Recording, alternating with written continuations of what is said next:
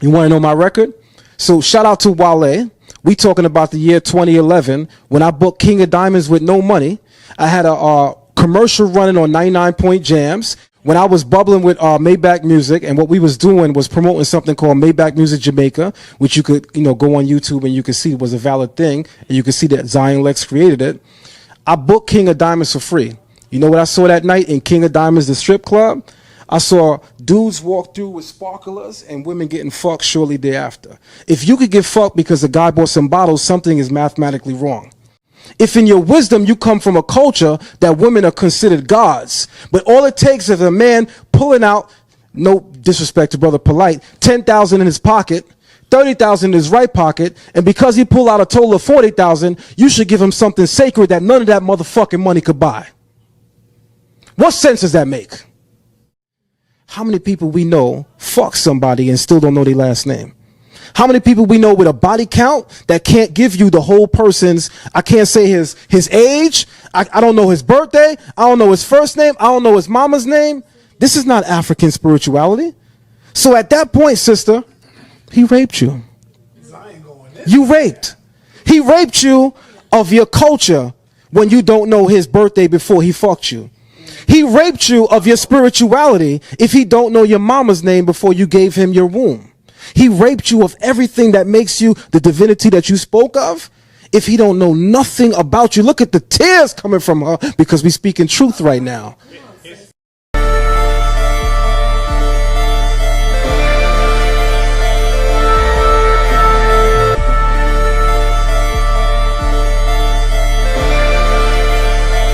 So in the word for God, you have a seated deity with a beard. But the word for woman, the determinative for woman, looks exactly like it minus the beard. So the concept that you learn is, from the Kemetic perspective, the closest idea to God was a woman giving birth.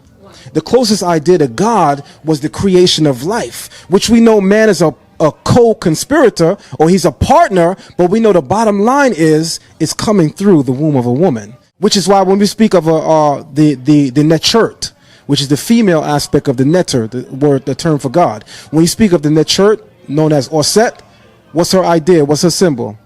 The throne.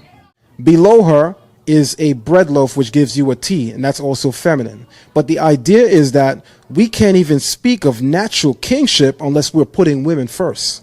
Because women are the ones that dictate kingship. For instance, people say things like the Bible allows or fosters the idea that a woman can be raped. You've heard this before, Deuteronomy chapter 22. The Bible fosters, right, the Bible fosters, some people say that a Bible, so I'm going to use what he's saying. I was starting to say some people, but he seemed to be familiar with it. Right, but because he's familiar with it, I'm going to say, we're going to work with what Brother Sonetta is saying. So according to Brother Sonetta, the King James Bible seems to be describing in the book of Deuteronomy chapter 22 that it's okay to rape a woman, and if you are able to dominate her physically, watch my arm as I'm talking, I'm also flexing my arm, if you're able to dominate her physically, then she's yours, regardless of whether or not she wants to be yours. That's so stupid and incorrect. But watch this, there's a wisdom and a science to the way it's articulated in the scriptures, and I'm going to make it make sense. Watch this. So the Bible says, if a man finds a virgin woman in the field, takes hold of her and grasp her and lay with her, and they are discovered, he shall go to the father of the woman, pay 50 shekels to the father, and he cannot divorce her for the rest of the days of his life. She shall remain his wife eternally. So people say, wait, the Bible just said, if he grab her, take hold of her, and have sex with her, she his wife. All he got to do is pay $50. So the Bible's saying, if I could overpower a woman, she mine. That's not what it's saying. Follow the language and understand the concept. African spirituality always is given in abstraction. There's always an enigma. Why? People who speak enigmatically tend to be people who are deep thinkers. People who actually have something to say. People who are surface level when they speak usually have nothing to say. Watch how it makes sense. The Bible says, if a man finds a woman, grasp her and takes hold of her, and they are discovered, he can't divorce her. The key words are, they are discovered. If it's actually rape, hold on, listen carefully. Hold on, no problem. Listen, if he actually grabbed her, if he actually raped her, I'm gonna wait till y'all done, because what I gotta say is very eloquent, minus the interruption. So go ahead. So watch this. The very vernacular that's being employed is being employed and being positioned for a reason. The Bible considers that a woman who is born or raised in the home of her parents, if you're having sex with her and you're not married to her, is as if you raped her. She's not being raped, the woman in the story, and that's what most people miss. Because the Bible says, and if they are discovered. If she was raped, there's only one person hiding, that's the man. But the Bible says, and if they are discovered, that means they both are keeping something in secret, which means the Bible is saying the woman was implicit in the action. But the Bible is using the language of rape, because what the Bible is saying, if you're laying with a woman while she's in the household of her parents, and you haven't presented to her parents that you have interest in her, then it is as if you have raped the woman. That's why the language is, if a man grasp her and hold her. The Bible's is not promoting the idea that a man can rape a woman. If that's the case, you got to wipe it with your ass, because that's what it can only be useful for. But hold on, let me finish. The bottom line is, if you understand the vernacular in its proper context, what the Bible is clearly saying is that sex within a proper perspective is something that will be biblically co-signed. But sex outside of that context is something that will always be condemned. So if a woman is living in her parents' home, remember, all of this new age jargon, I'm independent, I'm on my own. People go out to college and they get their own house, so I don't got to live by your rules, mama, no more. That's not the ancient way. In African culture and African societies, the moment that you get married is the moment that you lose that protective covering, where you become your own covering, as it were. But until that moment occurs, you still are responsible for your parents. And your parents are still responsible for you. So that means in our culture, if you're having sex without the cosign of your parents, the man is considered as if he raped you. That's the thing that people are not paying attention to. So it's easy to open the Bible and say, oh, he laid hold of her, he grabbed her. That's what it's saying. But it just shows the ignorance of people looking into a text that they have no clue of. Because if you understood the cultural context, which anytime you're reading into a people's culture and a people's history, you have to consider what's called cultural context. So the cultural context of the statement is that sex while you're under your parents' roof is something that we do not play in African society, as we all know. Zion, what does the word grab means in Hebrew? Right. So I'm glad he pointed that out, because what he's doing is emphasizing my point. So the Bible says kazak. So the man will kazak the woman, which means to physically overpower her. Kazak is the Hebrew word for strength. But here's my point. And this is the key word most people don't pay attention to, because common sense is not so common. The Bible says, key phrase, and they are discovered. If a man lays hold with a woman and grasp her and lies with her, and they are discovered, then he shall pay 50 shekels. Why does it say, and they are discovered? The only person that's guilty if it's rape is the man. It says they are discovered because the Bible is intimating that the woman was implicit in the act. She wanted to have sex. This is not a situation of real rape, but the Bible considers it rape because you're having sex under your parents' household and you're not doing things the African way. The African way is that if you love me so much, you could tell my parents that you love me. If you love me so much, think about this. Most of us in this room right now is between ages 20s and our 30s. How many people we know fuck somebody and still don't know their last name? How many people we know with a body count that can't give you the whole person's, I can't say his age, I don't know his birthday, I don't know his first name, I don't know his mama's name. This is not African spirituality. So at that point, sister, he raped you. You raped. He raped you of your culture when you don't know his birthday before he fucked you.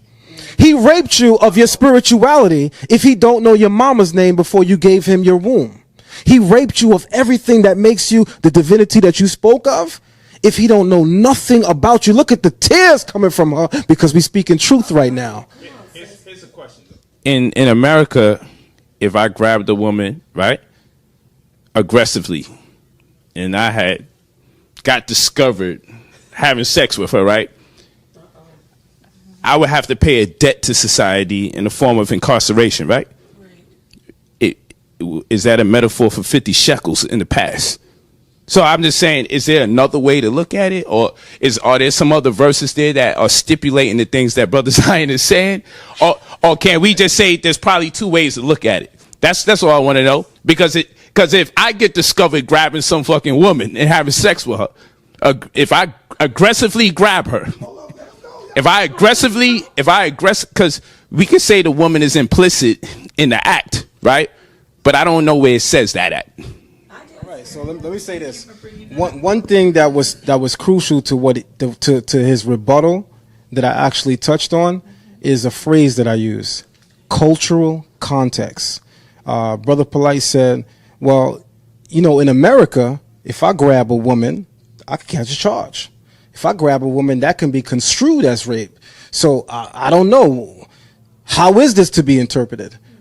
Remember, when I speak, I got a very, very long catalog, by the way. You could just type in the name Zion, L-E, and everything else comes up. So whenever I speak, it's always very, very meticulous.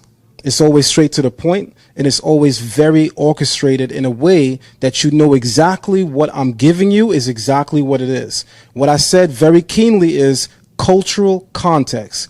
So American culture is different than biblical culture, or different than the culture of the people of the Bible, quote unquote, because American culture allows for the things that the Bible clearly condemns. So those are two different cultural civilizations, and obviously two different cultural contexts. So watch this. In the Torah, there's a story that's presented that's going to validate everything I'm saying right now. And even Brother Polight knows this story, so watch how it comes full circle. There's a woman by the name of Dinah. She's the sister of the 12 sons, the 12 tribes of Israel in the book of Genesis. The Bible says that she goes out to see the daughters of the land. And then a prince in the land of Canaan by the name of Shechem, he finds her and lays with her and grabs hold of her. And the two become married. And then it says the brothers went and slew every man of the city because he had humbled their sister. Why did they do that? The Bible first and foremost tells you that Dinah was with it. She liked Shechem. But the brothers considered it as if Shechem raped her, because Shechem never came to the father, never came to the mother. So that means even in the Bible's teachings which precede the law that was given, the teaching is demonstrated before that edict was given on Mount Sinai, because Genesis naturally comes before Exodus, the way that the Bible plays out.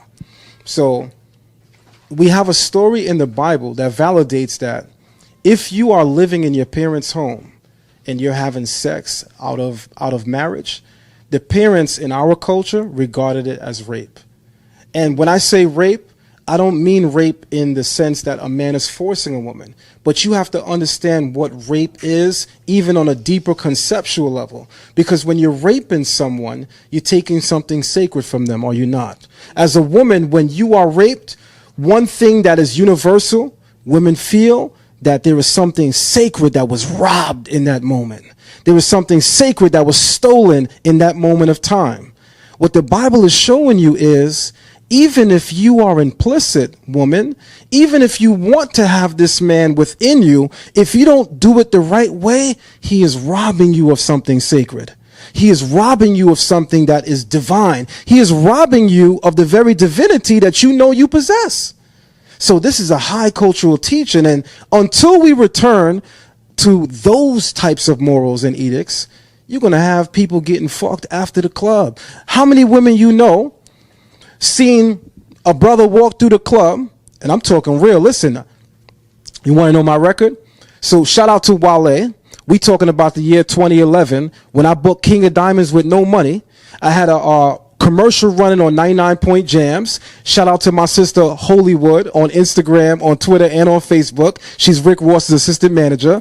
When I was bubbling with Maybach Music, and what we was doing was promoting something called Maybach Music Jamaica, which you could, go on YouTube and you could see was a valid thing, and you could see that Zion Lexx created it. I booked King of Diamonds for free. You know what I saw that night in King of Diamonds, the strip club? I saw dudes walk through with sparklers and women getting fucked shortly thereafter. If you could get fucked because a guy bought some bottles, something is mathematically wrong. Especially if in your wisdom you know you come from a culture where a woman is deified.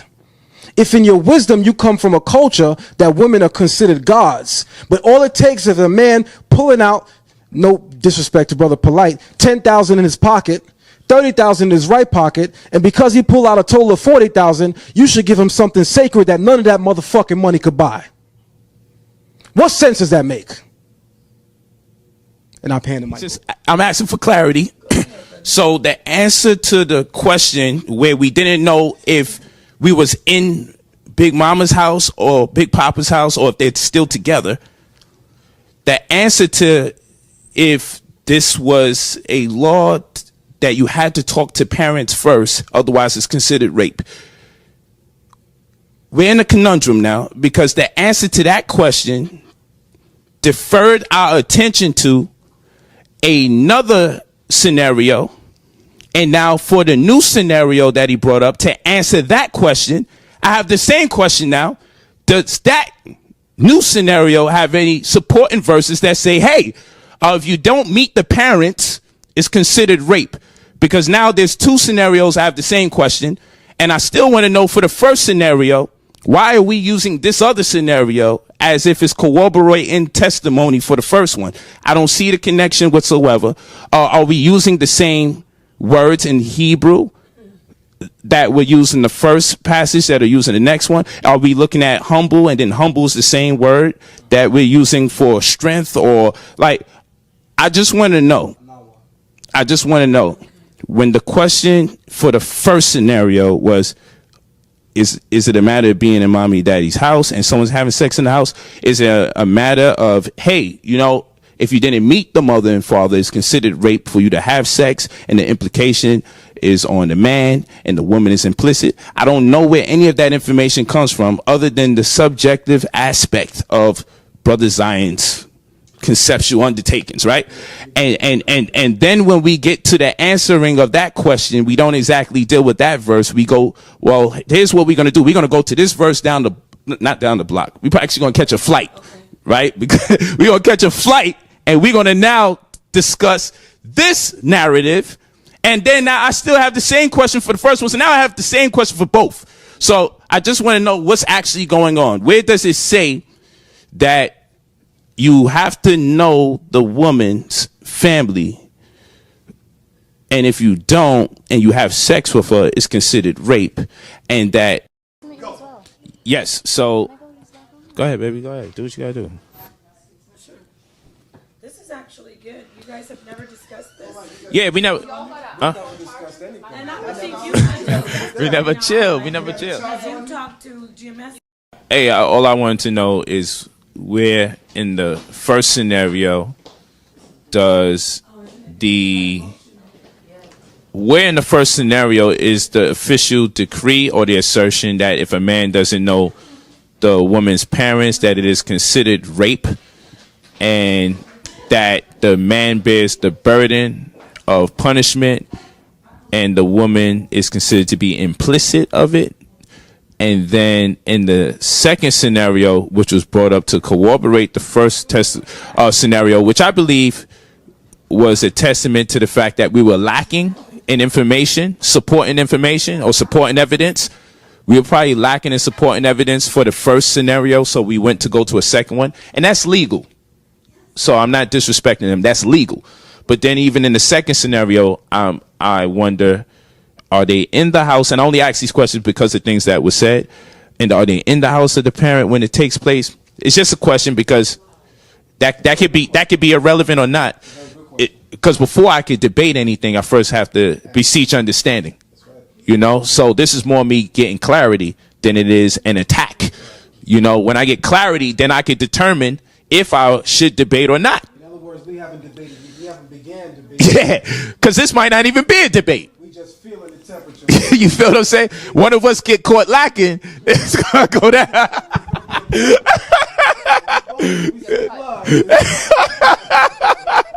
Word. So I just want to know, in the second scenario that's being used to corroborate the first one, which is still legal, I'm not an ignorant man, do we have the placement of them being in the house when the sex taking place? And even if they're not, I could accept that.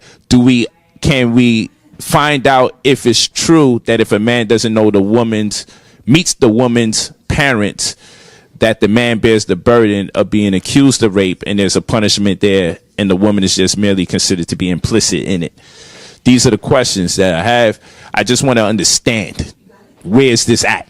But I want to make it clear, I love the thinking. I love the concept. I'm appreciative. I think it's tremendously dope. You know, I'm with it. I just want to know that this is what they actually meant, well, beyond a reasonable doubt, or if it is subjective to the extent that it may not be true, but it's a hell of an understanding, because I could accept that as well if that's what's being asserted. So first and foremost, the inquiry is amazing, because we don't arrive at truth until we first have inquiry. We don't arrive at wisdom until we first have questions raised. So let me first say this. Your line of questioning is on point. The only thing that I will question, the only thing that I will tackle is this. You asked a question that does necessitate some assumptions. And what I mean by that is, you said, can we find a clear and concise verse in the Bible that says that rape in this context is simply an act or a demonstration of a disrespect to the parents and not actually physical rape? Where in the Bible can we find that? And here's the issue with that. No matter where you go in African spirituality, stories are told mainly through abstraction and enigma. So, for instance, when you go into the weighing of the heart ceremony in the Runu Pert Hemaru, there is no text that you can go to prior in that text or in the Amduat, the Book of Gates, which can describe for you what you're going to garner or gather from the weighing of the heart. But you do know that there's something logical when you're interpreting literature. There's something that we can gather, or we can what we call infer. Inference is something that is foreign to the illogical mind or the ungifted mind. But to people that are gifted, we know that things can be inferred all the time. So what we're saying is, while Brother Polight, what he's harping on is true. You can't find a single verse in the Bible that says, when it says that a man is grasping hold on her, that's not physical rape. There is no verse that says that that's not physical rape. But what I'm saying is, the inference is there when you look at the word they are discovered. Because when you say they, you talk about two people. Two people means that one person is not implicit alone. There are more than one co-conspirators. If there's more than one co-conspirator and we're talking about rape, then we're no longer talking about rape. So now you have to question, then why does the Bible describe the act as rape if we're not talking about rape? And here goes back to African culture and African spirituality. It's a great disrespect to your parents and the household if you're having sex while you're still in your parents' household. And he raised a great question when he said, well, how do we know if she was in the house? Did the sex take place in the parents' house? In the dude's house? In a field somewhere? How do we know? Well, let's go back to African spirituality, because his questions arise from a Western experience. Because it's in Western tradition that people go and leave their parents' home without being married. That's not African tradition. In African tradition, let me finish my thoughts.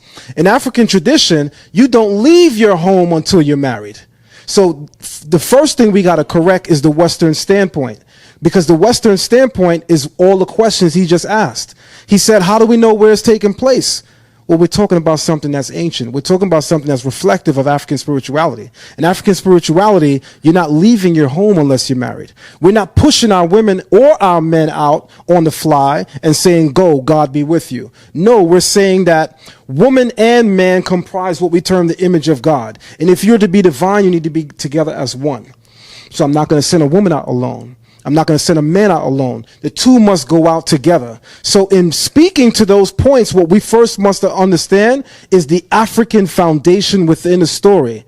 It doesn't matter where it took place. The reality is, in our society, in days of old, unlike today, in Western tradition, if a woman is not married, she's still in her parents' home. That's not Western tradition, because in Western tradition, she turns 18 and she goes off to Syracuse University and she's in a dorm. In Western tradition, she turns 18 and she got a job with Microsoft and she got her own studio apartment in Brooklyn, in Sunset. So in touching that last point, let me say this: it doesn't matter where it took place. Once you understand the foundation of the story, in our tradition, a woman is considered under her parents until she's married. So if anything is happening before then the man has simply raped her. So, long story short, and let me say this: the concept of the house being significant and of interest in my question doesn't come from my Western experience. It comes from him asserting the word house in the equation, because I didn't hear the word house in the verse. I didn't hear house in that verse, and I didn't hear it in the other verse. So these are his inferences. And so my original question was, this sounds subjective. Is it also safe to conclude that I can interpret that verse, because he's using the word inference, right? Is it safe that someone else can read that same verse and say, hey, this is rape and those two people were discovered, a fine had to be paid, and guess what? They may be undermining the woman to an extent where the man bears the burden of responsibility because we don't expect much of the woman. Now, we are to suppose that these are African peoples, and then I have to say Africa's a whole continent, right? Made up, it's the largest continent on planet Earth. Everybody doesn't make the same subscriptions, so that's kind of like a misnomer almost, right? It's Africa, right? Africa, but there's Congo, there's Equatorial Guinea, there's Sudan, there's Kush, there's Ethiopia, there's, Egypt. We can keep going on, right? So now I have to announce it. Which group of Africans are you saying these people are who make sure that the children or the daughter has to be of this household, and if they do anything prematurely as far as sex is concerned, is considered rape? Because now there's more questions I have, and the reason why these questions are important is because he's making inferences, okay, and that's okay. My question was, I feel that this is a subjective undertaking, and all I merely wanted to know if it was legal for it to be interpreted another way other than the way he has interpreted, and I've offered an actual opportunity to see it a different way. So what we can conclude is that no, the things that I asked for are not written there. So we don't have evidence of anything that he's saying that's actually true.